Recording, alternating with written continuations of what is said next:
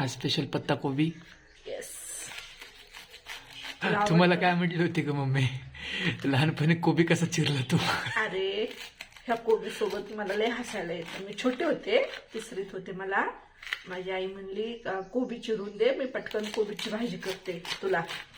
आणि मी घेतलं ते गट्टू आपला आणि त्याला असे खोलते खोलते खोलते सगळे पानं विसकून टाकले. का तर मला अक्काने कोबी कापायला सांगितलं. मी कशी कधी त्यात काय ते सांगा मला. अरे देवा. अक्का म्हणते ह्यालाच म्हणतात ग पत्ता कोबी. म्हणलं हा का. तेव्हा मला कोबी हातात घेतला की ते आठवतं. आतमध्ये काय सापडा ना चिरायला म्हणते.